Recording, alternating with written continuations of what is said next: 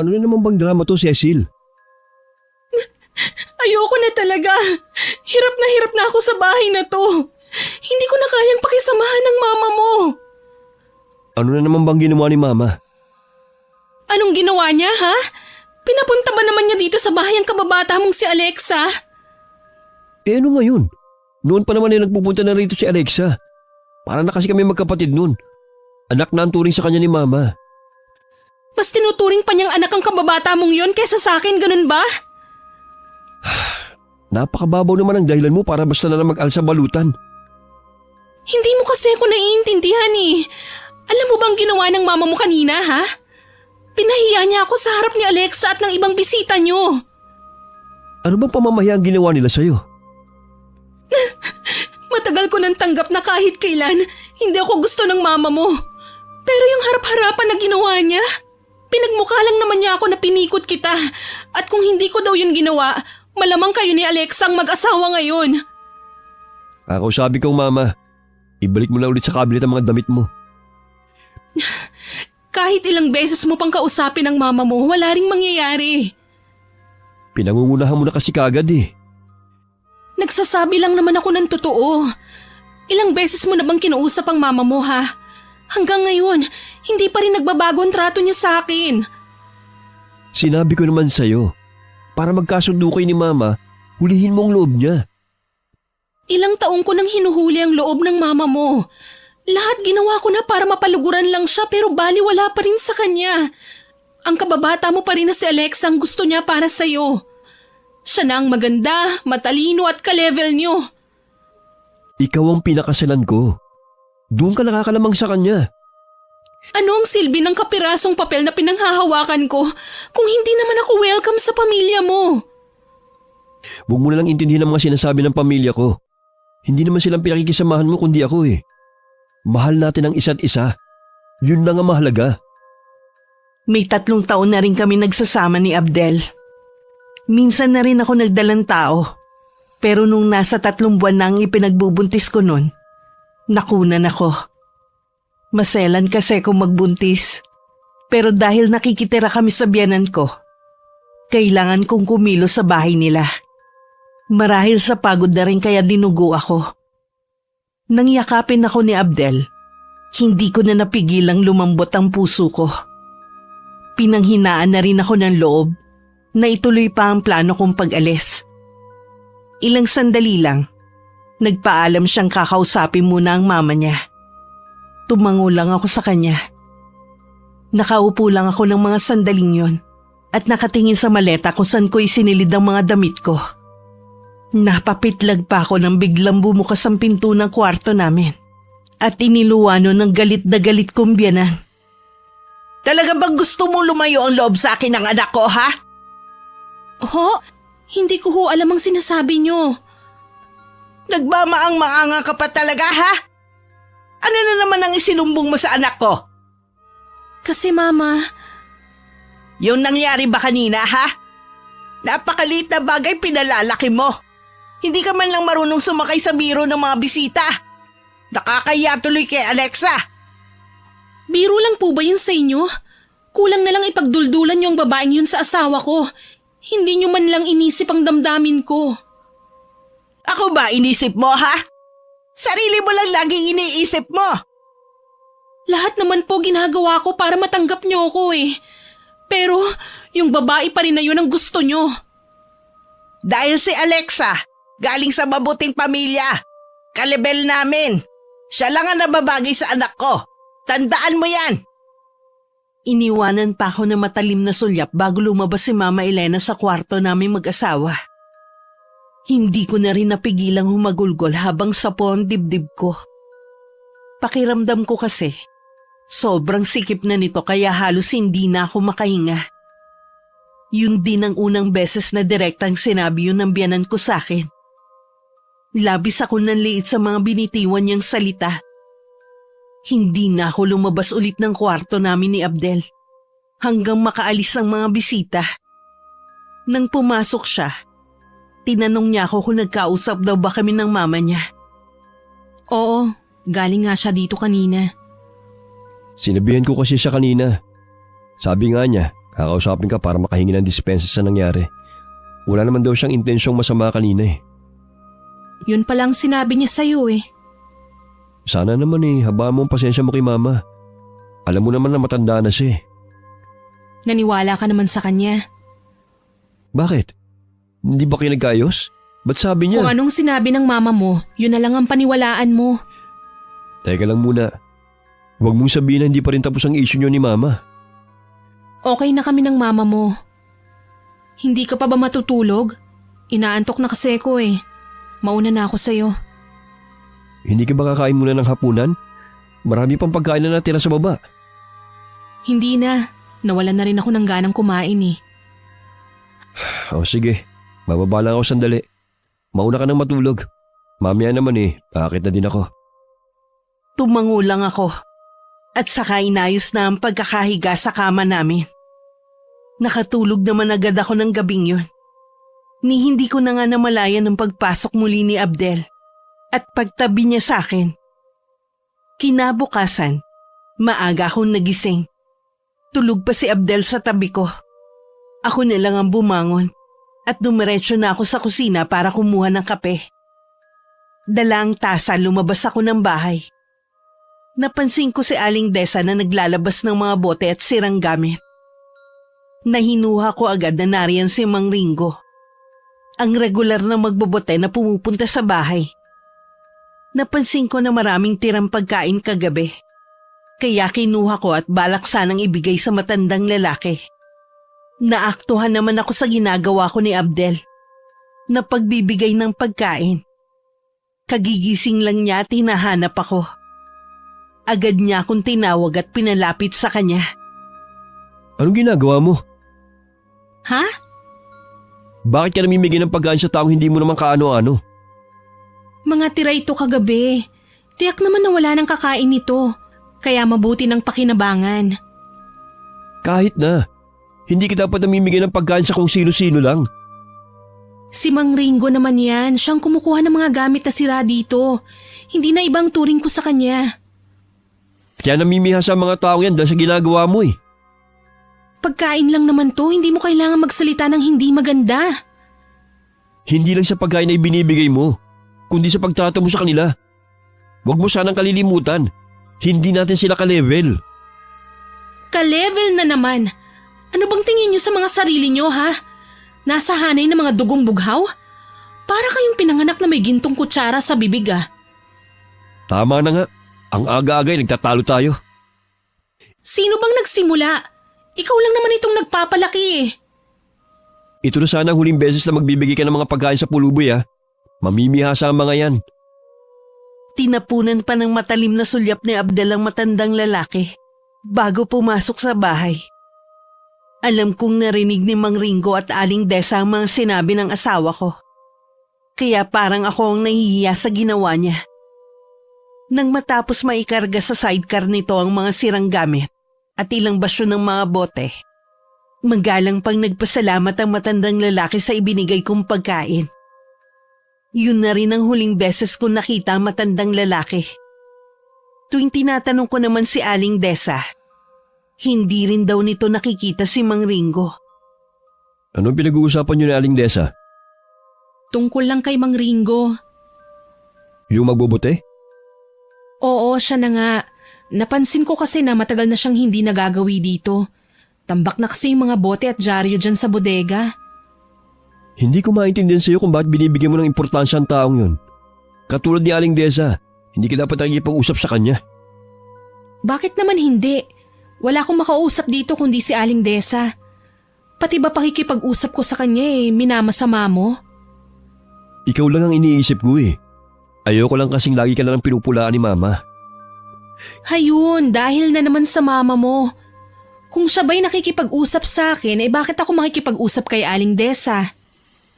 Kinakausap pa naman ni Mama. Ikaw lang naman itong umiiwas eh. Mas gusto pang kausapin ang kasambahay natin dito sa bahay. Kaya lalong lumilit ang tingin sa'yo ni Mama eh.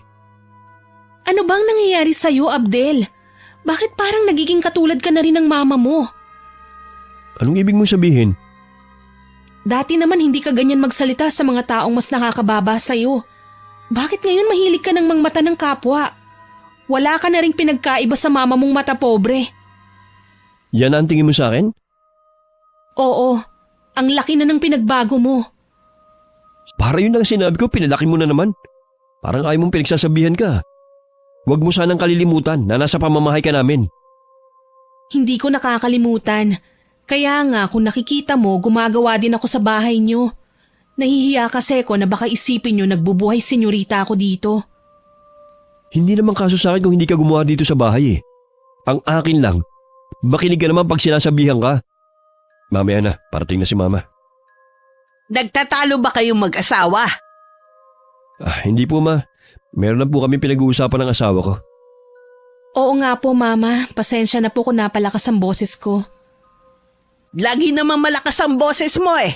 Hindi ka man lang makapagsalita ng malumanay. Ma, Biro lang yun. Malambing kaya magsalita ang asawa mo. bakit po pala maaga kayong gumising ngayon? May lakad ba kayo? Meron, iho. Gusto ko sanang samahan mo ko. Ngayon na po ba? Oo, sa labas na lang din tayo kumain. Ay, magbibihis lang po ako sandali. Hihintayin na lang kita sa garahe, ha? Pasensya ka na. Hindi kita masasaluhan sa almusal. Kailangan ko kasing samahan si mama. Ayos lang, sanay naman akong kumaing mag-isa eh. Baka sumabay na lang din ako kina Aling Desa. Huwag ka na magtampo. Babawi ako sa iyo sa ibang araw. Tayo naman ang lalabas. Humalik pa sa pisngi ko si Abdel bago nagmamadaling pumanik sa kwarto namin. Naiwan naman ako na napapahinga na lang ng malalim. Nang marinig ko ang andar ng sasakyan, tsaka naman ako pumasok sa kwarto. Nawalan na rin kasi ko ng ganang kumain ng almusal. Hindi rin naman nagtagal. Lumabas na rin ako para tumulong sa mga gawaing bahay. May mga pagkakataong talagang namimiss ko ang buhay namin sa probinsya. Hindi man kami kasing yaman ng biyanan ko. Kahit papano nakakariwasa naman kami sa buhay. Simple at katamtaman lang ang laki ng bahay namin, na may malawak na bakuran, na tipikal sa mga probinsyang katulad sa amin. Meron din kaming maliit na taniman ng gulay at prutas. May mga alaga ring hayop ang lolo't lola namin, na tumulong sa aming magkakapatid para makatapos ng pag-aaral. Magulang sila ng aming namayapang ama. Matagal na ring hiwalay ang mga magulang namin bago pa mamatay ang itay. Nakatira naman ang nanay namin sa probinsya nito. Sa lalim ng iniisip ko, hindi ko na namalayan ang pagdaan ng oras. Tsaka ko lang naalala na kumain nang kumakalam na ang sikmura ko. Mabuti na lamang nakaluto na si Aling Desa ng tanghalian namin. Sumabay na rin ako sa kanya sa pagkain. Hapon na nang dumating ang asawa at biyanan ko. Halatang masaya ang mga to sa pinuntahan. Nakatayo ako malapit sa kusina, kaya hindi nila ako napansin. Nagkukwentuhan pa sila habang papasok. Wala pa rin talagang pinagbago si Alexa. Nakakatuwa talaga ang batang yun. Tuwing kasama ko siya, naku, hindi ko talaga namamalayan ng oras. Napakasaya kasing kakwentuhan at napakalambing din. Hindi lang yun. Matalino't mabait pa. Swerte na mapapangasawa niya. Napakaswerte talaga. Sayang nga lang, pinakawalan mo pa siya. Ma naman, ilang beses ko bang sasabihin sa inyo na magkaibigan lang kami ni Alexa? Higit sa lahat, may asawa na ako. Mahal ko po si Cecilia. Oh, wala naman ako sinasabi na hiwalayan mo ang asawa mo ah. Ang sakin lang sana siya na lang ang niligawan mo noon. Wala naman po akong gusto kahit noon pa kay Alexa eh. Kaya hindi ko siya niligawan noon. Alam ko kaibigan lang din ang turing niya sa akin eh. Sigurado ka ba na kaibigan pa rin ang turing niya sa'yo hanggang ngayon? Kahit na ano pang sabihin niyo, hindi na po magbabago ang katayuan ko. Kasal na po ako at mahal ko ang asawa ko. Nanghihinayang lang kasi ko sa inyo ni Alexa. Mas bagay kasi kayo. Kahit ang iba nating kamag-anak sang-ayon sa sinasabi ko. Narinig kong tumawa lang ang asawa ko. Marami pang binanggit ang biyanan ko na magagandang katangian ni Alexa. Mula naman ako narinig na tugon kay Abdel. Sa hapunan, tamilmil akong kumain. Nakatungo lang din ako at hinahayaan ko lang ang asawa at biyanan ko ang mag-usap. Hindi rin naman kasi ako makakasabay sa kanilang usapan dahil tungkol yun sa negosyo. Cecilia, bakit parang matamlay ka yata ngayon? Masama ba ang pakiramdam mo? Hindi po, Mama. Halos hindi kasi nababawasan ang pagkain mo eh. Nagmerienda po kasi ako kanina kaya parang busog pa po ako ngayon. Ganun ba? Hindi ka naman ba nainip dito sa bahay sa maghapon? Pasensya ka na kung natagalan kami, ha? Hindi naman po. Marami po akong ginawa dito sa bahay. Di ba sinabi ko naman sa'yo, huwag kang kikilos dito sa bahay. Hayaan mo lang ang kasambayang gumawa ng mga gawaing bahay. Ayos lang naman. Naiinip din kasi ako kaya gumagawa ako. Ay, sayang. Wala ka kasing alam sa negosyo. Di sana natutulungan mo si Abdel sa ginagawa niya. Pabuti pa si Alexa, ang daming alam. Tuluyan na akong nawalan ng gana sa pagkain. Kung hindi lang ako magmumukhang bastos, tatayo na ako at aalis sa harap ng hapagkainan. Nang sulyapan ko ang asawa ko, abala ito sa pagkain nito. Kahit hindi ako tumingin, ramdam ko ang nakakapasong titig sa akin ni Mama Elena. Nang sumunod na mga araw, malimit bumisita si Alexa dito sa bahay. Madalas din siyang inaabot na ng gabi, kaya dito na naghahapunan. At minsan pa nga dito rin natutulog. Kitang-kita naman ang saya sa biyenan ko sa mga natatanggap nitong regalo mula sa kababata ng asawa ko. Ang bait talaga ni Alexa. Hindi nakakalimot magbigay ng pasalubong. Saan ba galing ang mga ibinigay niya sa inyo? Galing sila ng Cebu ng mga kaibigan niya. Ilang araw sila nagbakasyon. At dun nga galing ang mga pasalubong niyang to. Kaya pala isang linggo rin siyang hindi dumalaw sa inyo. Sabi ko nga, dalawin naman niya ako dito sa bahay. Masyado daw kasi siyang abala ngayon sa trabaho at negosyo niya. Ay, sana naman maisingit niya ang pagpunta rito. Kung dati iniiwasan ni Abdel ang pagbisita ni Alexa sa bahay namin, madalas hinaharap na niya ito kapag tinatawag siya ng kanyang mama. Gusto ko rin sanang makiharap dito, pero parating may pinagagawa sa akin ng biyanan ko. Halatang gusto niyang magkasarili na ng dalawa. Matinding pagpipigil lang sa sarili ang ginagawa ko para wag masagot si Mama Elena. Madalas iniiyak ko na lang sa gabi ang ginagawa nito sa akin. Ilang beses din sumagi sa isipan ko na ituloy na ang plano kong pag-alis sa bahay. Pero naisip ko na parang ako na rin ang nagtulak sa asawa ko kay Alexa. Lingid sa akin, unti-unti nang nilalaso ni Mama Elena ang isip ng asawa ko. Marami ang nagsasabi na bagay kayo ni Alexa. Naman, may asawa na ako. Ano ngayon? Hindi mo nga maipagmalaki ang asawa mo sa mga kakilala natin. Hindi katulad ni Alexa. Kahit kanino mo iharap, pwede mo ipagmalaki. Ma, alam ko hanggang ngayon ay ayaw niyo kay Cecilia. Pero sana naman po, pag-aralan niyo siyang gustuhin. Paano ko gugustuhin ang babaeng yan? Ni hindi ka nga mabigyan ng anak. Wala nang ang ginagawa dito sa bahay, hindi pa mabuntis-buntis.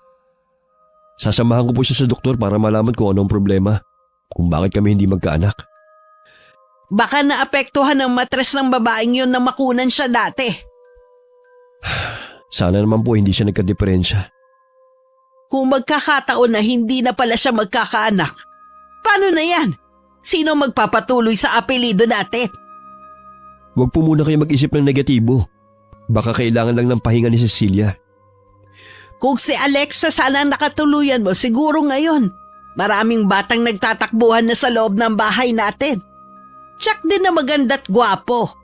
Ewan ko lang kung sakaling magkaanak kayo ng asawa mo, kung ano ang magiging itsura. Ma, wag na nga natin pag-usapan si Alexa. Lagi niyo lang siyang isinasali sa usapan eh. Bakit hindi? Siya ang gusto ko para sa'yo at hindi yang si Cecilia. Hindi na nga po pwede mangyari ang gusto niyo. Nakakahiya kay Alexa, baka isipin nun. May asawa na ako, pilit niyo pa rin siyang inilalapit sa akin. Okay lang naman kay Alexa kung may asawa ka. Hindi mo ba nakikita? May gusto rin sa'yo ang kababata mo. Ano po? Totoo po ba yan? Totoong sinasabi ko. Ikaw lang naman tong manhid eh. Payuhan niyo na lang po siya na ibaling na lang sa iba yung pagtingin niya sa akin. Hindi ko hihiwalay ng asawa ko para sa kanya. Hindi ko gagawin yon dahil gusto ko nga na kayo magkatuluyan na dalawa. Ma, Ito ang sasabihin ko sa'yo. Kahit kailan, hindi ko matatanggap na asawa mo ang babaeng yon. Gusto ko kayo ni Alexa magkatuluyan balang araw. Walang kamalay-malay ang asawa at biyanan ko na narinig lahat ni Aling Desa ang pinag-uusapan nila. Nagsumbong siya sa akin nang minsan kami lang ang naiwan sa bahay. Nagngingit-ngit man sa galit ang aking kalooban. Wala naman akong magawa kundi pagkatiwalaan si Abdel na kahit anong panunulso lang gawin ng mama niya, hindi siya makikinig dito. Na mas mananaig pa rin ang pagmamahal niya sa akin. Sa kabila ng maayos na pakikitungo sa akin ni Abdel, hindi pa rin mawala-wala ang kaba sa dibdib ko. Lalo na tuwing lalabas siya para makipagkita sa mga kaibigan niya. Sino ba yung kaibigan na tinutukoy mo na galing ibang bansa? Dumalo ba siya sa kasal natin nun? Oo. Siya yung late na nakarating nun. Si Bernard. Kilala naman pala namin ang isa't isa eh. Baka pwede akong sumama sa'yo. Ha? Naku, baka mainip ka lang. Tsaka, puro kami lalaki. Ganun ba?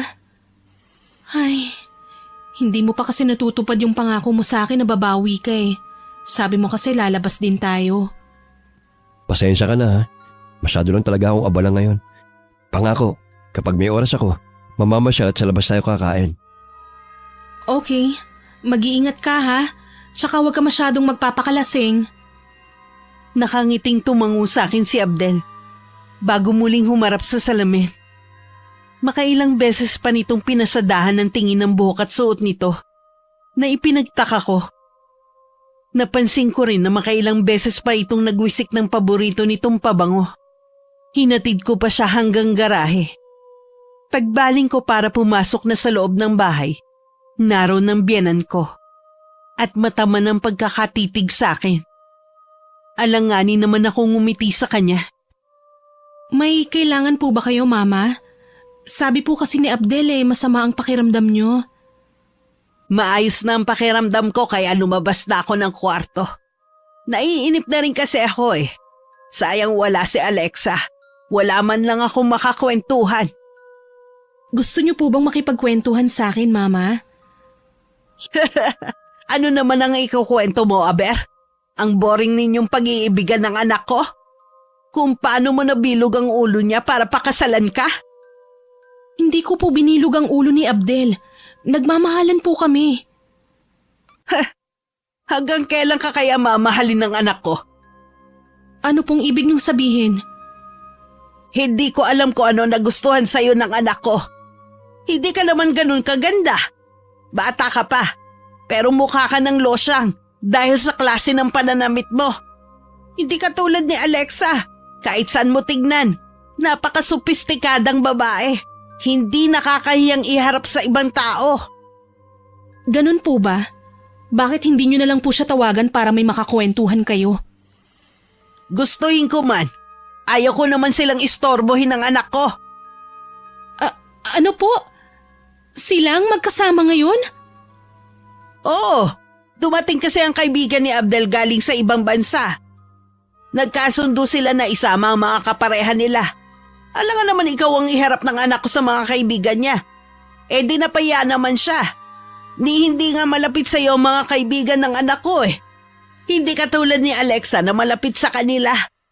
Kung hindi mo kasi naitatanong, mga bata pa lang sila, magkakaibigan na silang lahat. Hindi ko na napigilan ang pagbalong ng mga luha ko. Kahit nagsasalita pa si Mama Elena, mabilis ko na siyang tinalikuran at saka ako tumakbo sa kwarto namin. Dumapa ako sa kama at sa unan ko ibinuhos ang lahat ng galit ko. Pinagsusuntok ko yun habang umiiyak. Sa hapunan kahit anong katok ni Aling Desa sa may pinto, hindi ako tumayo para pagbuksan siya. Malalim na ang gabi. Hindi pa rin dumarating si Abdel. Hanggang makatulugan ko ang paghihintay sa kanya. Pagsapit ng umaga, nagisnan ko ng gising si Abdel. Kahit masama ang loob ko, hindi ako nagpahalata sa kanya. Matamis ko pa rin siyang nginitian. Anong oras ka na nakauwi kagabi? Nakatulugan ko ng paghihintay sa'yo eh. Mabuti hindi mo ko hinintay. Di sana napuyat ka rin. Pasado 1:00 na madaling araw kami naghiwa-hiwalay eh. Inumaga ka na pala. Kumusta naman ang pagkikita nyo ng mga kaibigan mo? Okay naman, masaya. Kagabi lang kami na kompleto eh. Binalikan din namin yung mga panahon na wala pa kami mga asawa. Dapat siguro sa susunod kasama nyo na ang mga asawa nyo. Ha? Ay, pwede naman. Babanggitin ko sa kanila sa susunod. Teka, bakit ang aga mo yatang naligo? May lakad ka ba? Ah, oo. Meron kasi akong kakatagpuin ngayon. Maaga kami magkikita eh. Sana ginising mo ako ng maaga para na ipaghanda kita ng almusal. Maaga ako nagkape kanina. Tsaka plano ko talaga na sa labas na kumain. Mukhang abala ka nga talaga. Oo eh. Siya nga pala. Huwag mo na akong hintay mamayang hapunan ha. Hindi na rin kasi ako dito kakain. O paano? Alis na ako. Nang makalabas si Abdel sa kwarto namin, tsaka naman nabura ang ngiti ko sa labi. Nanginginig din ako sa matinding galit na nararamdaman ko ng mga sandaling yon.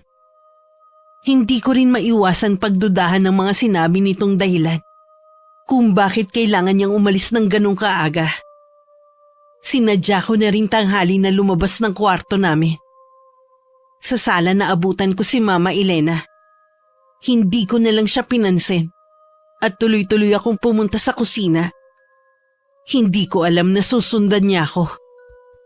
Sino ka para bastusin ako sa sarili kong pamamahay, ha? Ma, hindi ko po kayo maintindihan. Nakita mo na ako nakaupo sa sala. Basta mo na lang akong dinaanan. Hindi ba kabastusan yon? Pasensya na po kayo, Ma. Hindi lang po maganda ang gising ko. Hindi na po mauulit ang nangyari. Hindi na talaga! Dahil sasabihin ko kay Abel ang ginawa mong kabastusan sa akin! Nakikiusap naman po ako sa inyo, Mama. Huwag na po nating palakihin ang bagay na to. Kaya kahit kailan, hindi kita magugustuhan dahil sa ugali mong yan. Wala ka pa nga napapatunayan, nagmamalaki ka na. Wala ka talaga sa kalingkingan ni Alexa. Oo na, wala talaga ako sa kalingkingan ng babaeng yun. Marunong akong mahiya at may delikadesa ako. Siya, alam niyang may asawa na si Abdel, pumapayag pa rin siya sa mga plano niyo na akitin at ilayo sa akin ang anak niyo? Ikaw na babae ka! Sige, sampalin niyo ako. Tatanggapin ko dahil naging bastos ako. Pero tandaan niyo lang, mas nauna kayong naging bastos sa akin. Nagpupuyos ang kalooban ko na tinalikuran ko na si Mama Elena. Wala man lang akong pagsisising naramdaman sa ginawa ko. Nabawasan din ang bigat sa dibdib ko. Nang gabing dumating si Abdel, inaasahan ko na ang galit niya. Sa kwarto lang ako naghintay. Pagbungad pa lang niya, hindi na maipinta ang mukha niya. Nanatili naman akong kalmado sa harapan niya. Nagsumbong si Mama. Sinasagot-sagot mo raw siya. Akala ko ba nag-usap na tayo na hahabaan mo na ang pasensya mo sa kanya? Hindi ko na napigilan ang sarili ko kanina. Sumusobra na kasi ang mama mo pati ang Alexa na yon. Bakit naman napasama si Alexa rito? Hindi mo alam? Siya lang naman ang dahilan kung bakit ako minamaliit ng mama mo. Wala rin namang kahihiyan ng babaeng yun Alam nang may asawa ka na, pumapayag pa rin siya sa plano ng mama mo. Magkaibigan lang kami ni Alexa. Magkababata kami. Hindi maaari mangyaring iniisip mo. Talaga? Kaya ba siyang isinama mo nung nagkita-kita kayong magkakaibigan? Dahil ikinakahiya mo ko sa kanila, ha? Sa bagay, mas maipagmamalaki mo nga naman siya kesa sa akin. Sino naman nagsabi sa'yo niyan? Sino pa ba sa tingin mo? Sino ba sa bahay na to ang gusto na lagi akong nakikitang nasasaktan at nahihirapan? Cecilia, mali ka nang iniisip mo. Anong mali? Malinaw naman na ikinakahiya mo ko sa mga kaibigan mo eh. Yun ang totoo. Oo, inaamin ko na kasama ko si Alexa. Kasi kaibigan din niya si Bernard at ang asawa niya. Kaya hindi kita isinama. Alam ko naman na hindi ka rin mag-enjoy sa ganun lugar eh. Huwag ka nang magpaliwanag pa. Ayoko nang marinig ang mga kasinungalingan mo. Anong gagawin mo? Saan ka na naman pupunta? Hindi pa ba malinaw sa'yo? Iiwan na kita para maging malaya ka na. Kapag wala na ako dito, pwede mo nang iuwi dito si Alexa. Di ba yun naman ang gusto ng mama mo? Huwag mo akong iwan. Hindi ko kaya mawala ka sa akin. Bitiwan mo ako! Huwag mo akong hahawakan. Sobra-sobra ng pagtitiis ko sa bahay na to at sa mama mo. Hindi ako santa, pero alam mong mabuti akong tao. Lahat ginagawa ko para matanggap ng mama mo. Pero kahit anong gawin ko, laging hindi sapat dahil iisang babae lang ang gusto niya para sa'yo. Huwag kang umalis. Ikamamatay ko kapag nawala ka sa akin. Hindi ko kaya. Kung kinakailangan, luluhod ako. Tumayo ka dyan. Sinabi nang tumayo ka dyan. Walang magagawa ang pagluhod mo. Pangako, lalayo ko na si Alexa. Kaya ko lang naman siya pinapakahirapan dahil sa pakiusap ni Mama eh. Nang akmang hahakbang ako, lalo pa niyang hinigpitan ng pagkakayakap sa binti ko. Hindi rin ako nakaalis ng araw na yun. Nanaig na naman ang pagmamahal ko sa kanya. Marami siyang ipinangako sa akin. Merong mang pagdududa sa puso ko kung magagawa nga ba niya yun. Binigyan ko pa rin siya ng isa pang pagkakataon na maayos ang aming pagsasama. Hindi yun nagustuhan ni Mama Elena. Kapag wala si Abdel sa bahay, marami siyang masasakit na salitang binibitiwan. Sa lahat ng paghihirap ng kaloobang nararanasan ko sa bahay na yun, si Aling Desa lamang ang karamay ko. Napansin ko naman na laging mainit ang ulo ni Abdel tuwing uuwi ng hapon. Naiintindihan ko naman dahil hindi naman lingid sa akin na lagi siyang tinatawagan ni Mama Elena. Isang araw bago mananghalian ay dumating si Abdel.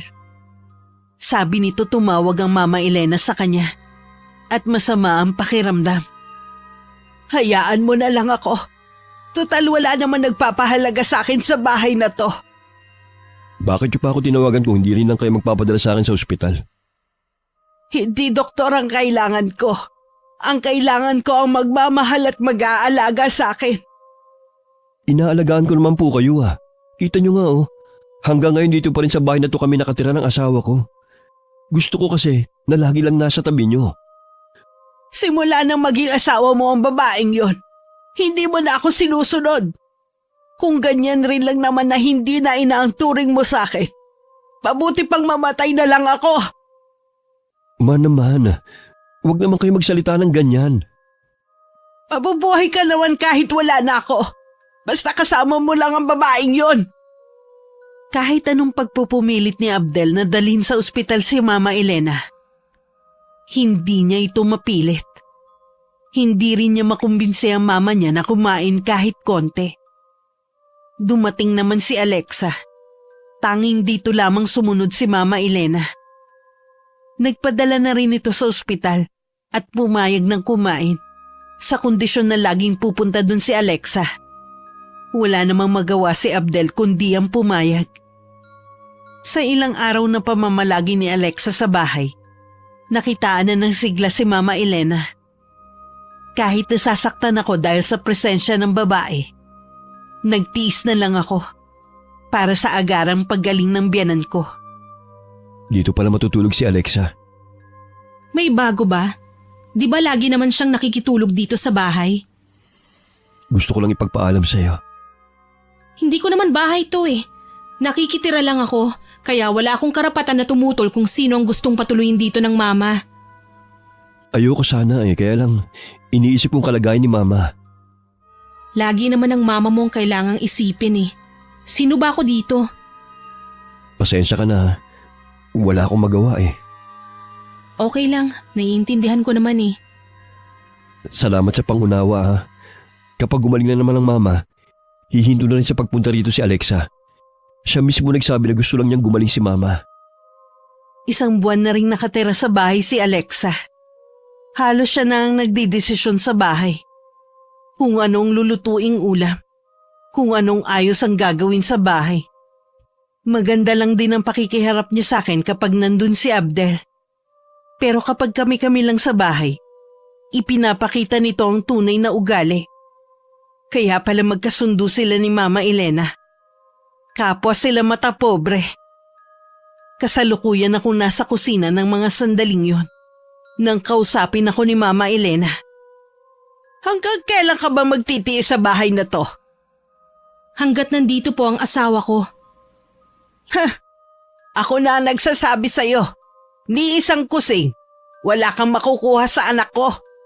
Hanggat hindi ka niya iniiwan, wala siyang manang makukuha sa akin. Hindi po perang habol ko sa anak ninyo. Alam po yan ni Abdel. Sinong niloloko mo? Sa tingin mo kaya, hindi ko nakikilala ang mga babaeng oportunista na katulad mo? Bakit po ba galit na galit kayo sa pinagmulan ko? Dapat nga po mas higit niyo ako naiintindihan eh. Dahil nagmula rin kayo sa mahirap na pamilya. Bakit po kung umasta kayo ngayon, sobrang taas ng tingin niyo sa sarili niyo? Hindi ko alam ang sinasabi mo. Huwag mo kong gawan ng kwento. Huwag niyo na pong ipagkaila. Matagal ko na pong alam na tindera lang kayo sa palengke nang makilala niyo ang papa ni Abdel. Itikom mo yung bibig mo. Bakit niyo po gustong itikom ang bibig ko? Ayaw niyo bang malaman ni Alexa ang nakaraan niyo? Tumigil ka sabi! Nananahimik po ako dito nang puntahan niyo ako para lang hamakin na naman, kaya hindi po ako titigil.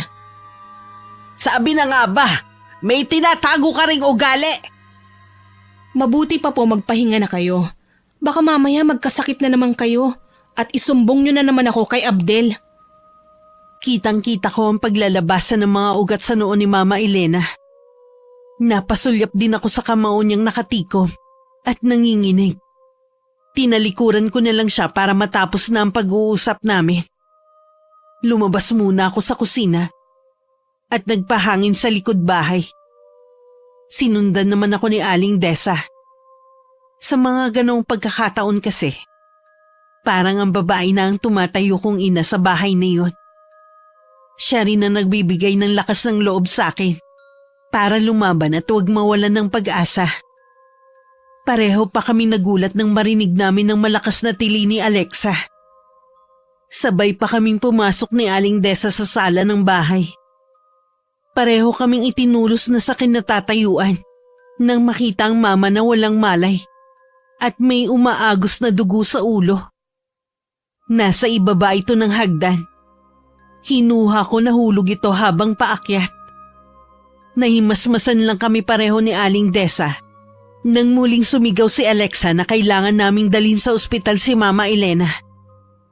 Nang maisakay si Mama Elena sa kotse ni Alexa, tanging si Aling Desa lamang ang sinama nito. Naiwan naman akong labis na nag-aalala. Buong gabi ako naghintay ng tawag ni Abdel. Sigurado kasing nakarating na rito ang nangyari kay Mama Elena. Pagsapit naman ng umaga, dumating na si Aling Desa. Sabi niya mabuti na ang lagay ni Mama. Pero kakatuwa ang kinikilos nito na tila may nais sabihin. Nang tanungin ko naman, malalaman ko rin daw pagdating ni Abdel. Nang dumating ang asawa ko, galit niya akong kinumpronta sa nangyari sa mama niya. Anong ginawa mo sa mama ko? Ano bang sinasabi mo? Wala akong ginawa sa kanya. Ikaw raw ang dahilan kung bakit nahulog si mama sa hagdan, sabi ni Alexa. Hindi totoo yan. Narinig na lang namin na sumigaw si Alexa. Pagpasok namin, nasa sahig ng mama at wala nang malay. Hindi ko na alam kung sinong paniniwalaan ko sa inyo Bakit naguguluhan ka kung sino ang paniniwalaan mo sa amin ni Alexa? Natural lang na ako ang paniwalaan mo dahil asawa mo ko. Nagsasabi ka ba ng totoo? Bakit hindi mo tanungin si Aling Desa? Siyang nakakaalam sa totoong nangyari kay Mama Elena. Siya din ang nakakaalam kung paano ko tratuhin ng mama mo at ni Alexa. Nagkukunwari lang siyang mabait kapag kaharap ka. Pero kapag kami na lang ang nandito sa bahay, lumalabas na ang tunay niyang ugali. Pareho sila ng mama mo. Mata pobre at mapangmata sa kapwa. Bakit hindi mo sinasabi sa akin yan? Para ano? Wala ka namang magagawa, di ba? Mama mo yun. Asawa mo lang ako. Natural na siya pa rin ang papanigan mo. Patawarin mo ako. Hindi ko na rin kasi alam ang gagawin ko sa inyo. Sabi mo nga, kahit anong gawin mo, hindi ka talaga matatanggap ni Mama. Iisa lang ang solusyon na naiisip ko. Ang umalis ako sa bahay na to. Hindi kita papayagan. Mamili ka. Ako o ang mama mo. Huwag mo namang gawin sa akin to. Hindi pwede na pareho mo kaming piliin.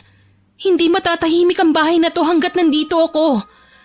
Kaya mamili ka sa amin ng mama mo kung sino ang mas matimbang sa'yo. Nang araw na yun nagdesisyon si Abel na ako ang piliin. Humingi lang siya ng palugit para magpaalam sa kanyang mama. Bubukod na kami ng titirhan. Malayo kay Mama Elena. Nang dumating si Mama Elena galing sa ospital, hindi na naghintay ng matagal si Abdel. Agad na niyang sinabi ang plano nito. Gaya ng inaasahan namin, hindi yun nagustuhan ng mama niya. Galit na dinuro-duro pa ako nito. Hindi naman ako nagpatinag. Alam kong nasa panig ko ang asawa ko. Kahit nandun pa rin kami, tuluyan nang nawala ang bigat sa dibdib ko. Dahil sa wakas makakalaya na rin kami sa bahay na yun at sa manipulasyon ni Mama Elena. Ngunit hindi ko inaasahan ang mga susunod na sinabi ni Mama sa amin. Oras na umalis ka rito, Abdel. Ni isang kusing wala kang makukuha sa akin. Sa ibang tao ko ibibigay ang mana mo. Titiyakin ko rin maghihirap ka. Babawiin ko sa iyo ang negosyo, sasakyan mo, at pera mo. Hindi niyo yung magagawa sa akin, Mama. Kapag pinili mo ang babaeng yan, makakaya mo bang tumira sa barong-barong? Kaya mo bang magtiis na yung ipapaulam sa iyo galing sa karinderya? Ang mahalaga naman po ay magkasama kami ni Abdel. Makakaraos din po kami. Makakaraos? Kailan pa? Hindi sanay ang anak ko sa mahirap na buhay. Kaya mamili ka. Ang babaeng yan o ang yaman na nakasanayan mo na? Abdel, mabuti pang umalis na tayo. Huwag mo na siyang pakinggan. Di ba sabi mo, lahat kakayanin mo basta magkasama lang tayo? Sige, sumama ka sa babaeng yan. Nang maranasan mo kung paano maghirap. Tingnan ko lang kung kakaibiganin ka pa rin ng mga kaibigan mo oras na malaman nila na isa ka ng pobre. Hindi sila tunay na kaibigan kung sa ganitong panahon nila tatalikuran si Abdel. Bakit hindi ka sumagot, Abdel? Umalis na tayo, Abdel. Halika na. Cecilia, Bakit? Kailangan na nating umalis. hindi ko kayang maghirap. Hindi ko kakayanin. Ano? Pero sabi mo sa akin, hindi mo kayang mawala ako sa'yo. Bakit ngayon yan ang sinasabi mo? Mahal kita. Kaya lang hindi ko kayang maghirap. Ang mawalang mga nakasanayan ko na. Kaya mo akong ipagpalit sa pera? Abdel, kaya naman nating kumita eh. Magtatrabaho din ako. Hindi mo ko naiintindihan. Laki ka kasi sa mahirap. Kaya okay lang sa'yo na maghirap ka uli. Paano ako? Hindi ko kaya magdildil ang asin sa piling mo.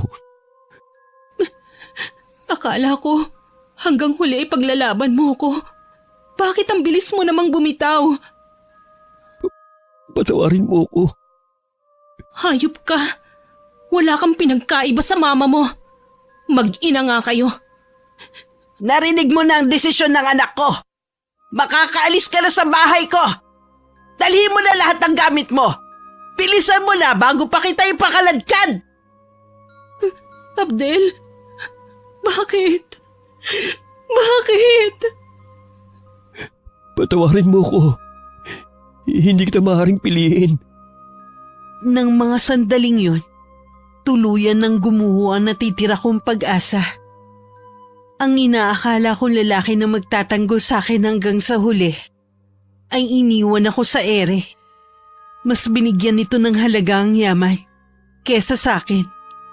Hanggang makaalis ako sa bahay na yun, nanatiling nakayuko si Abdel at hindi makatingin sa akin ng diretsyo. Si Aling Desa ang naghatid sa akin hanggang sa kayan.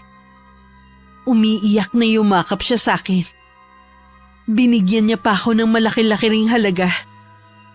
Ayaw ko sanang tanggapin pero sinabi nito na para yun sa amin ng anak ko. Muli ko siyang niyakap at nagpasalamat. Binulungan ko rin siya na walang dapat makaalam na nagdadalang tao ako. Tumango lamang siya sa akin. Sa buong biyahe na natili lang akong tahimik at nakatanaw sa malayo. Hanggang marating ko ang baryo kung saan nakatira ang inay. Cecil? Ikaw nga ba yan? Inay?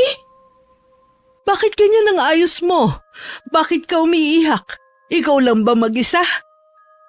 Opo, pwede po bang dumito muna ako? Oo naman.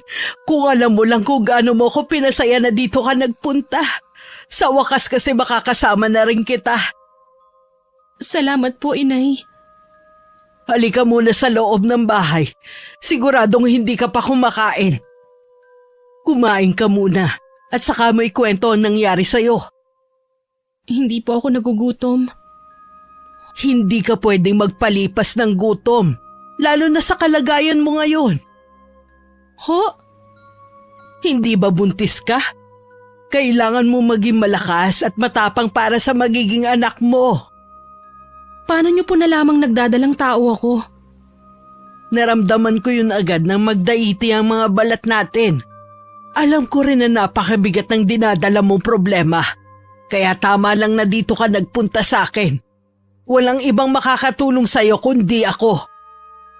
Habang nagsasalita ang inay, para akong nahihipnotismo. Nang akayin niya ako papasok ng bahay nito, naging sunod-sunuran na lang ako. Noon ko lang naramdaman ang matinding pagod sa mahabang biyahe. Naghain agad ng pagkain ng inay. Ininit lang niya ang ulam na sinigang na isda. Masarap ang luto ng sinigang. Kaya kahit wala akong ganang kumain, hindi ko na namalayan na naparami na pala ang kain ko. Nang makatapos ako sa pagkain, tsaka ko ikinuwento ang nangyari sa akin sa piling ng asawa at biyanan ko. Wala akong pinalampas na detalye kung paano ko tratuhin ni Mama Elena at ang pagtalikod sa akin ni Abdel. Wala ring sariling desisyon ng asawa mo. Sa edad niyang yun, hindi pa rin siya makaalis sa saya ng nanay niya. Sinayang ko lang ang 3 taong kong pakikisama sa kanya. Tinalikuran ko ang maganda kong trabaho para sa kanya. Sa pag-aakalang siya ang magbibigay sa akin ng magandang buhay. Ngayon ko lang napagtanto, sa loob ng 3 taon naming pagsasama, wala na siyang ginawa kundi pagdamutan ako. Kahit magsisi ka pa ngayon, hindi mo na maibabalik ang nakaraan. Gusto ko lang ilabas ang matagal nang nakatagong sama ng loob na nananahan sa dibdib ko. Ngayong narito ka na sa poder ko, hindi ako papayag na apihin ka pa ng kahit sino. Ako na ang makakalaban nila sa susunod. Ayokong umuwi kina lolo't lola na ganito ang kalagayan ko. Noon pa man, tutol na si lolo kay Abdel. Simula pa lang kasi mabigat ng loob niya rito eh. Sana nakinig na lang pala ako sa kanila. May pagkakataon ka pang baguhin ang takbo ng buhay mo. Pero wala nang pagkakataon para sa asawa at biyanan mo. Ano pong ibig niyong sabihin, Inay? Ay, wala. Kalimutan mo nang sinabi ko yun. Magpahinga ka muna sa magiging silid mo. Salamat po, Inay, na tinanggap niyo ako dito . Mabuti na lang pala, hindi na ako nagdalawang isip na tumuloy dito. Anak kita, kaya kahit anong oras, malaya kang pumunta dito. Maging ang mga kapatid mo. Inay, nasan po ang pamilya niyo? Mag-isa lang ako nakatira dito. Wala akong pamilya, kundi kayo lang. Akala ko po Na sumama ako sa ibang lalaki? Wala akong sinamahan na kahit sino, Cecil. Hanggang ngayon kayo lang ang tinuturing kong pamilya. Tanging tatay mo lang ang lalaking minahal ko. Hindi ko po maintindihan. Bakit sabi ng itay, kaya niyo kami iniwan dahil sa ibang lalaki? Yun ang napagkasunduan namin ng tatay mo. Ako ang nagsabi sa kanya noon na yun ang idahilan sa inyo. Pero bakit? Para madali ninyo matanggap na magkakapatid ang paglayo ko. Para hindi nyo na ako hanapin. Buong buhay namin ni na kuya nang ulila kami sa inyo. Inakala namin na inabandonan niyo nga kami noon. Patawarin niyo ako. Hindi ko rin kagustuhan na malayo sa inyo. Wala lang akong pagpipilian noon. Naipit ako sa pagmamahal sa inyo at sa obligasyon ko sa aking ina. Naging sapat ba ang dahilan niyo para iwan kami? Hindi. Pero hindi ako nagsisisi sa naging desisyon ko. Dahil batid ko sa paglayo ko sa inyo.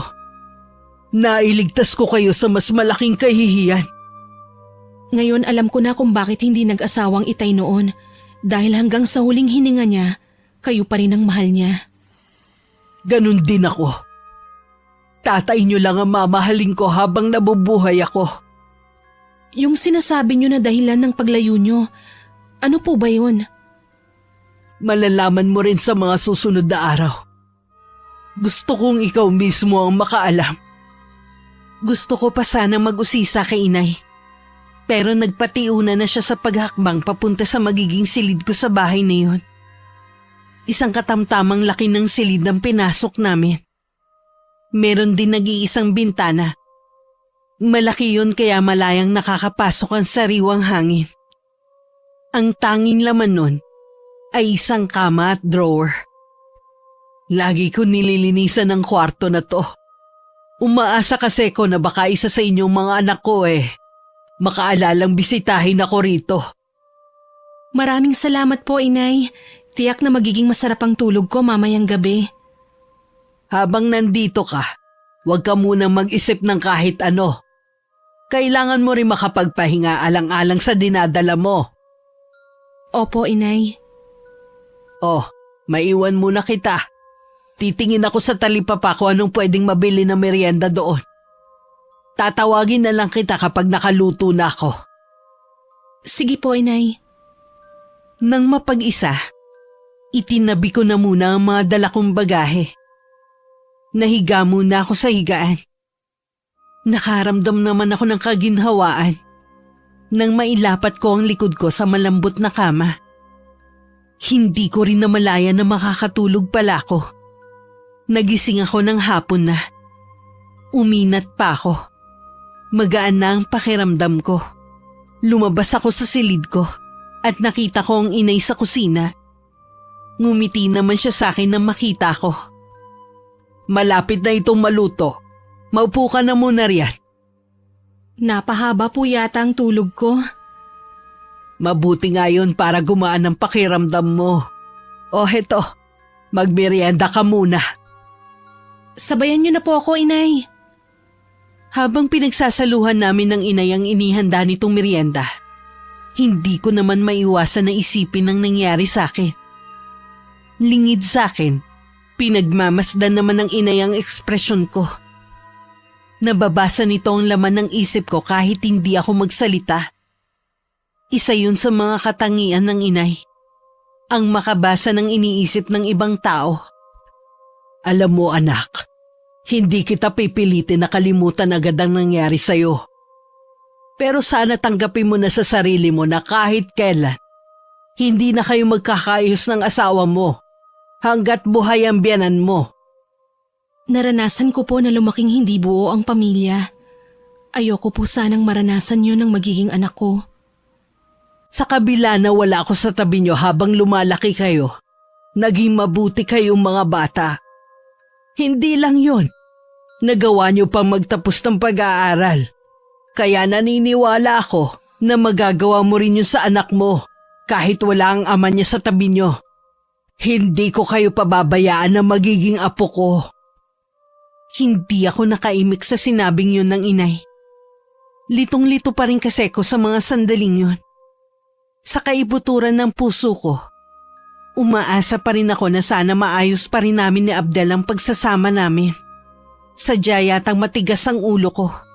O ganito lang talaga ang nagmamahal. 1 linggo na ako sa bahay ng inay nang magpaalam akong luluwas. Hindi ko sinabi ang dahilan ko. Pero nararamdaman ko na alam niya kung saan ako pupunta. Nagbilin lang siya na mag-iingat ako. Nang araw na yon, day off ni Aling Desa. Nagkita kami sa isang lugar na tanging kami lang ang nakakaalam. Minsan na kasi niya akong dinala doon. Tuluyan na naglaho ang natitirang pag-asa sa akin na maaari pang maayos ang pagsasama namin ni Abdel. Sinabi kasi ng kasambahay na nagsasama na sina Alexa at Abdel sa iisang bahay. Opisyal na rin di umano ipinahayag ng dalawa ang kanilang relasyon. Pinayuhan na lang ako ni Aling Desa. Nakalimutan na ang asawa ko at magpakalayo-layo na lamang. Pag-uwi ko sa bahay ng inay, lagi lang akong tulala at nakakulong sa kwarto ko. Hindi ko natuloy na mamalayan ang ginagawa ng inay. Minsan kailangan kong magbanyo.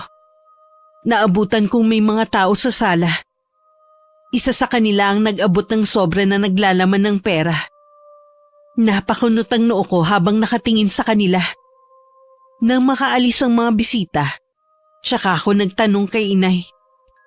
Para po saan ang perang ibinigay nila sa inyo? Para sa serbisyong ginawa ko sa kanila. Ano pong klaseng serbisyo? Siguro ito na ang tamang panahon para malaman mo ang tungkol sa akin. Ang gawain ding ito ang dahilan kung bakit kailangan namin maghiwalay ng itay nyo. Kailangan ng mamahinga nun ng inay. Dahil nag-iisa lang akong anak, walang magmamana ng kanyang kaalaman kundi ako. Wala akong magawa kundi talikuran kayo at sundin ng inay para tuluyan na siyang mamahinga. Cecil, isa akong mangkukulam. Ha? Isang mangkukulam? Oo, mula nang tanggapin ko ang pamana ng inay. Ito na ang pinagkakakitaan ko. Hindi po ba masama ang mangulam ng ibang tao? May kapalit po itong masigit na kaparusahan sa gagawa. Alam ko, tinanggap ko na rin ang magiging kapalaran ko kung sakali na merong albularyo na makakatalo sa akin. Katulad na nangyari sa aking ina. Nagawa niyong talikuran kami para sa paggawa ng masama. Hindi masama ang ginagawa ko. Masamang tao din ang kinukulam ko. Yung mga halangang kaluluwa. At wala nang ginawa kundi ang mamerwisyo ng ibang tao. Kahit na po, Nay, masama pa rin po ang ginagawa niyo. Sana naman po itigil niyo na yan. Patawarin mo ko, anak. Hilingin mo na ang lahat. Wag lang ang bagay na to. Oras na talikdan ko ang gawain ito. Para ko na rin tinalikuran ang pamana sa akin ng inay. Hindi ko maintindihan ang katwiran na yun ng inay. Pero hindi ko na rin siya pinilit na talikuran ng ganong gawain. Pero nangako ako sa sarili ko na hindi ko siya gagayahin. May takot pa rin ako sa Diyos.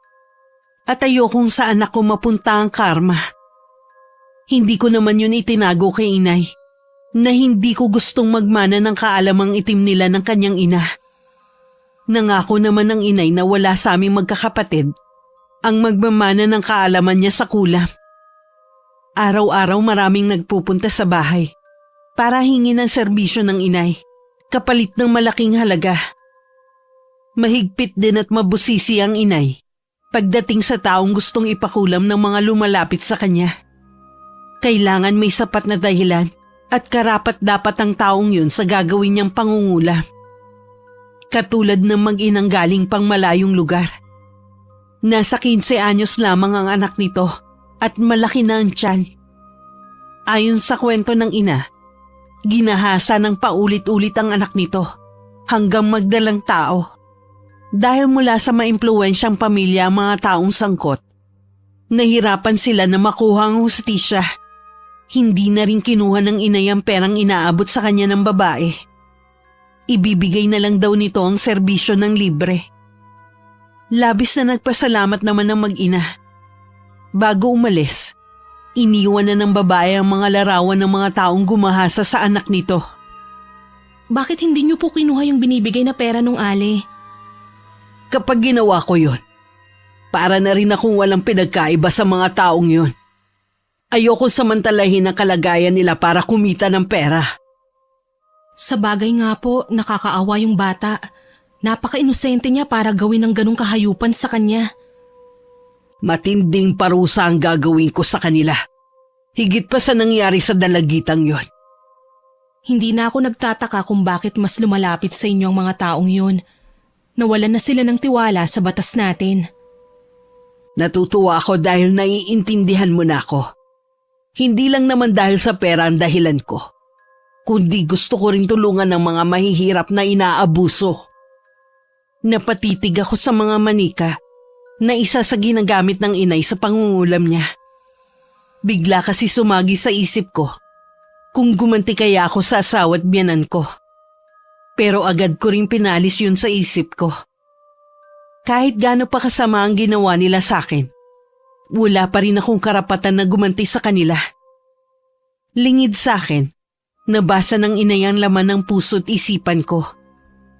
Nang lumingon siya sa akin, mataman ang pagkakatitig niya sa akin. Ilang sandali pa, nagpaalam na ako na papasok sa silid ko. Nang mga sumunod na araw, marami pa rin na nagpupunta sa bahay namin. Nasanay na rin ako at tinanggap na ganun na ang trabaho ng inay. Madalas din niya akong bigyan ng pera para mabili ko ang gusto ko. Kaya kahit maliit pa lang ang tiyan ko, nakumpleto ko na ang mga gamit na kakailanganin ng magiging anak ko. Nang mga panahon na yun, wala akong kaalam-alam na may masama na palang nangyayari kay Mama Elena. May kumukulam yata sa akin, Abdel. Bakit hindi ako mapagaling ng mga doktor na tumitingin sa akin? Huwag niyo pong sabihin yan. Maghahanap po tayo ng mas magaling na doktor. Gagaling din po kayo. Pakiwari ko, may kung anong gumagalaw sa loob ng tiyan ko. Bakit walang tigil sa paglaki ang tiyan ko? Malalaman po natin kapag nasuri na kayo ng doktor. Konting tiis na lang po. Hirap na ako, Abdel. Iuwi mo na lang ako sa bahay natin. Pakiramdam ko, lalong lumalala ang kalagayan ko dito sa ospital. Kapag nasuri na po kayo ng doktor, kailangan po nating malaman ang dahilan ng paglaki ng tiyan niyo. Pangako ka, anak. Iuuwi mo na ako sa lalong madaling panahon. Opo, Mama. Pangako yan. Pagkatapos ng maraming pagsusuri na ginawa kay Mama Elena, hindi pa rin matukoy ang sanhi ng paglaki ng tiyan nito. Kahit si Abel, nawawalan na rin ng pag-asa na gagaling ang kanyang mama. Kaya naman nagdesisyon siyang iuwi na lamang ito sa bahay. Kahit si Aling Desa, kumbinsido na baka kinukulam ang kanyang ina. Palaisipan naman sa kanilang lahat kung sino ang gagawa nun. Sinabi ko naman sa iyo, may kumukulam sa akin. Sino naman po ang gagawa nun sa inyo? Wala naman po kayo nagiging kaaway. Si Cecilia lang ang pwedeng gumawa nito sa akin. Matindi ang galit ng babaeng yun sa akin. Wala na po sa buhay natin si Cecilia. Hindi po tama na pagbintangan pa natin siya. Alam mo ba ang pagkatao ng babaeng yun? Kung anong klaseng pamilya meron siya? Ikaw na rin mismo ang nagsabi na lolo't lola lang ang nagpalaki sa kanilang magkakapatid. Kung may masama pong gagawin sa inyo si Cecilia, dapat noon pa. Hindi siya magtitiis dito sa bahay. Mahal mo pa ba ang babaeng yun? Hindi po yun basta mawawala. Asawa ko pa rin po si Cecilia. Hibang ka na nga talaga. Sa dami ng babaeng pwede mong pakasalan. Ang babae pang yon na hindi natin alam ang nakaraan. Mabuti pa po magpahinga na kayo. Hindi po makakabuti sa inyo kung lagi na lang kayong nagagalit. Hindi ako magagalit kung hindi ako kinukulam ng babaeng yon. Hindi po tayo nakakatiyak na kinukulam nga kayo. Baka po may iba pa kayong sakit na hindi nalalaman ng mga doktor. Bahala ka kung ayaw mo maniwala sa akin. Ako may katawan kaya alam ko ang nangyayari sa akin. Hindi na humibo si Abdel para hindi na lang humaba ang usapan nilang mag-ina. Hanggang hilahin na ng antok ang mama niya. Habang tumatagal, palubha ng palubha ang kalagayan ng kanyang mama. Kung kani-kanino ng doktor nila ito dinala, pero hindi pa rin malunasan ang sakit ng kanyang mama. Abdel, anak, nararamdaman ko na hindi na ako magtatagal pa. Matanda na rin naman ako, kaya ayos lang kung mamamatay na ako. Ma, huwag po kayo magsalita ng ganyan. Kailangan ko po kayo. Paano na po ako kapag nawala kayo? Alam ko na kakayanin mo ng mamuhay ng mag-isa. May tiwala naman ako sa iyo eh. Ma, huwag na po muna kayo magsalita. Magpahinga muna kayo. Alam ko na hindi ako naging mabuting ina sa iyo.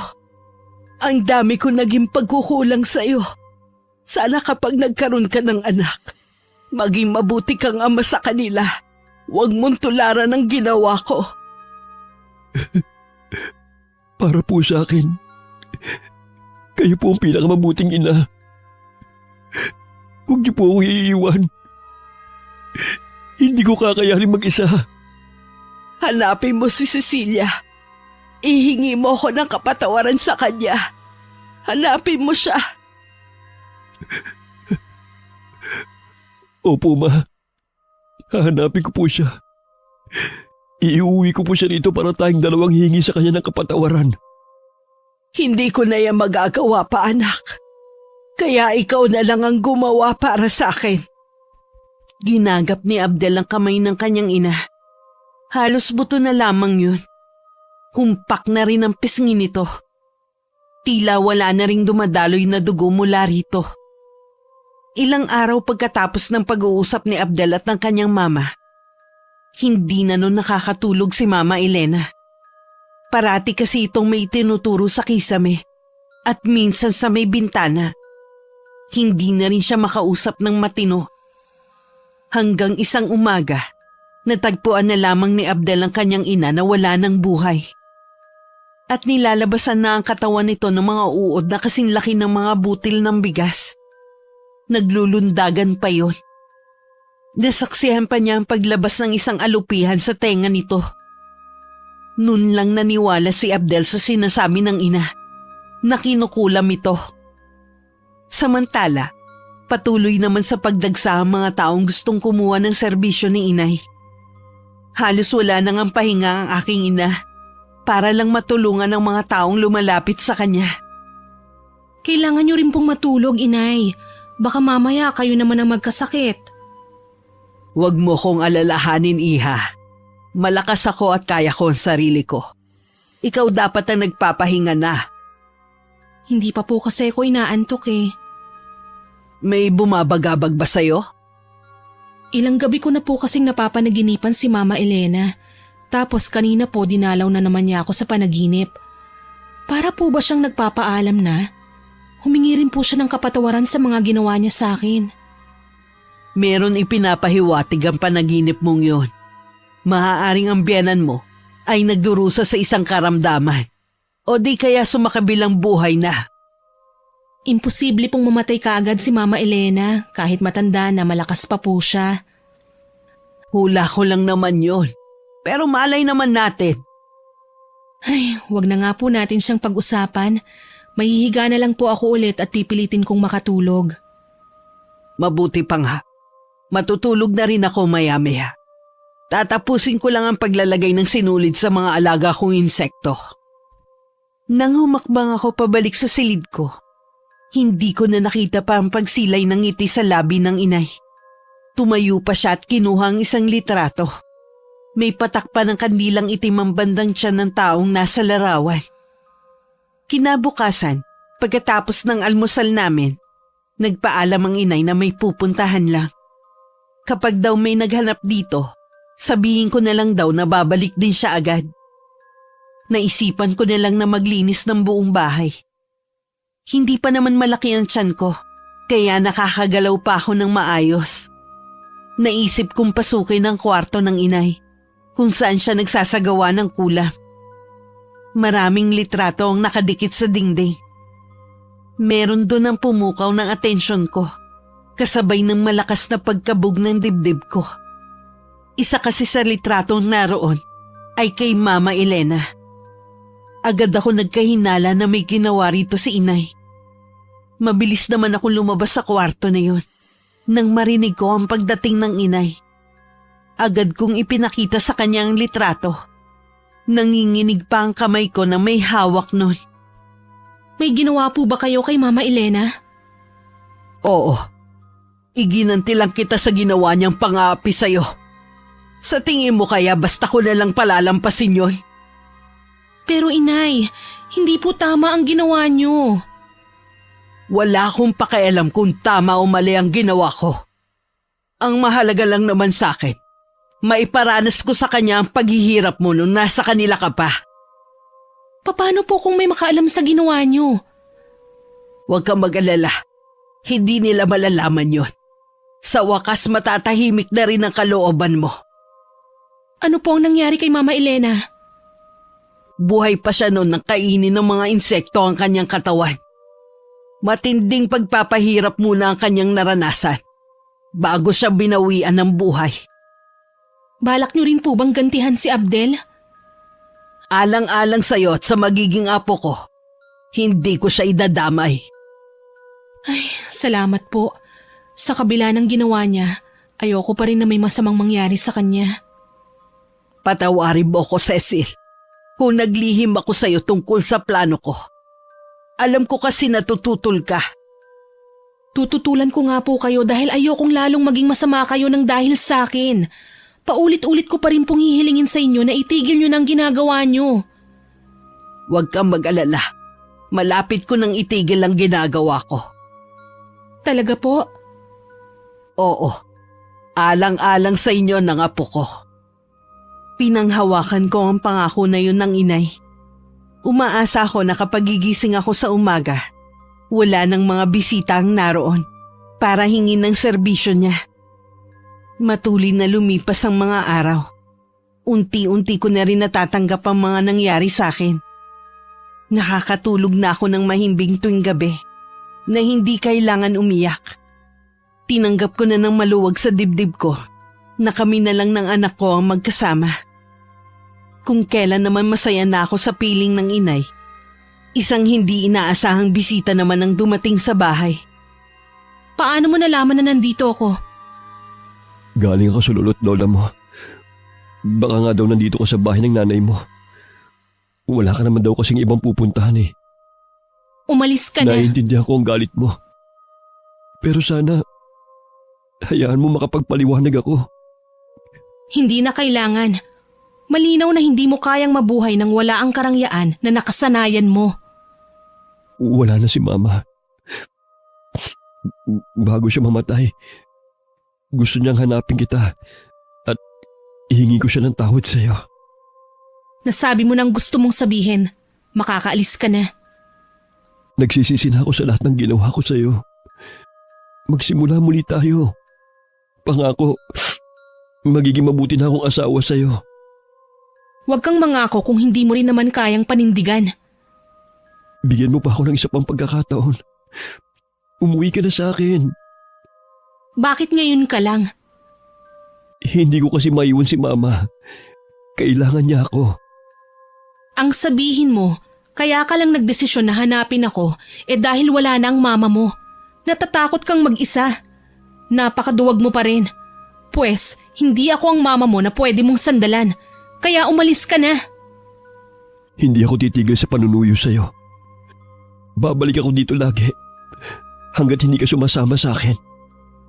Nag-aaksaya ka lang ng panahon. Hindi mo rin ako mapipilit na bumalik sa'yo. Tinalikuran ko na si Abdel. Nasabi ko na rin naman ang mga dapat kong sabihin sa kanya. Pagkatapos ng pag-uusap naming yun, mas lalong gumaan ang pakiramdam ko. Napagtanto ko na hindi ko naman pala siya kailangan sa buhay ko. Ilang beses pang bumalik sa bahay si Abdel, pero hindi ko na siya hinarap pa. Ang inay na lang ang humaharap sa kanya. Ayaw ka nang kausapin ng anak ko, kaya mas mabuti kung hindi ka napupunta rito. Nagmamakaawa po ako sa inyo. Kahit sandali lang po. Wala na akong magagawa kung ayaw ka na ni Cecilia. Napuno na siya sa'yo. Hindi po ako aalis dito hanggat hindi ako hinaharap ni Cecilia. Ikaw ang bahala.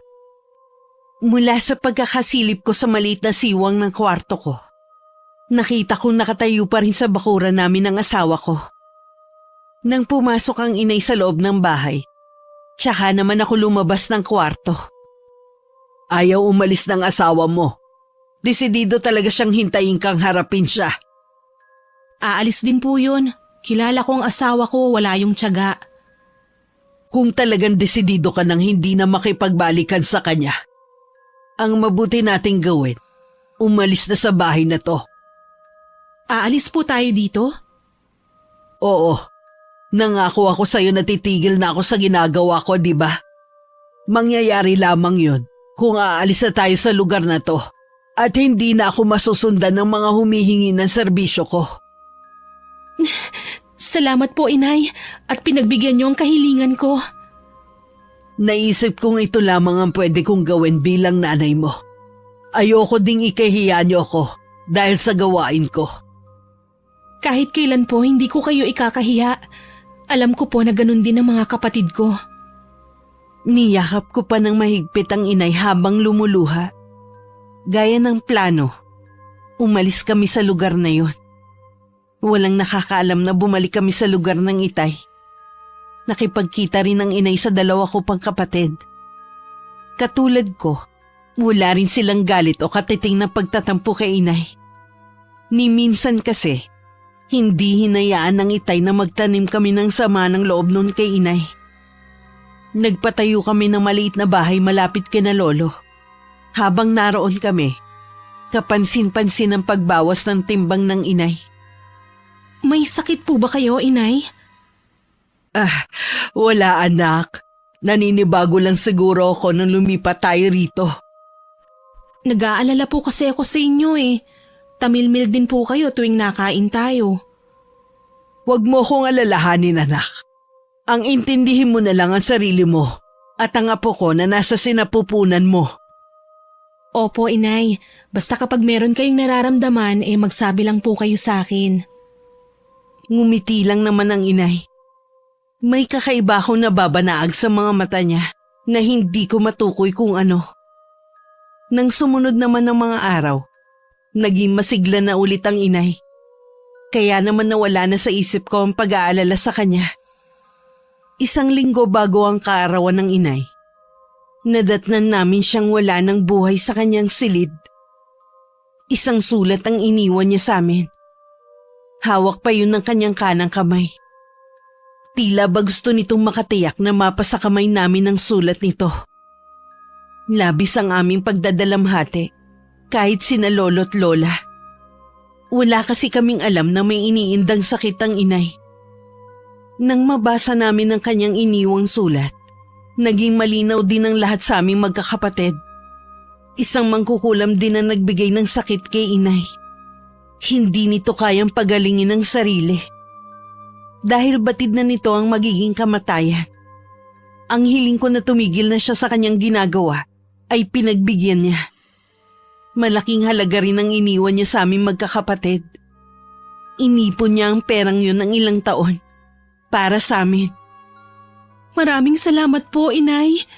Kahit sandaling panahon lang tayo nagkasama, ipinaramdam niyo pa rin sa akin ang pagmamahal ng isang ina. Dinamayan niyo ako sa madilim na sandali ng buhay ko.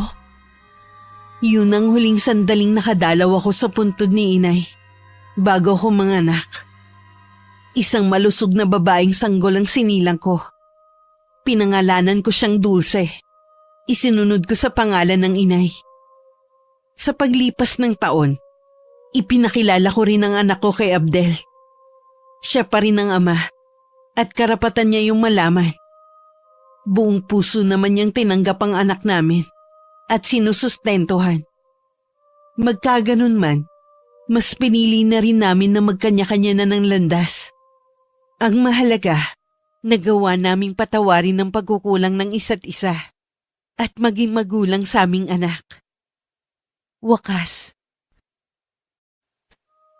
Ano na naman bang drama to, Cecil? Ayoko na talaga.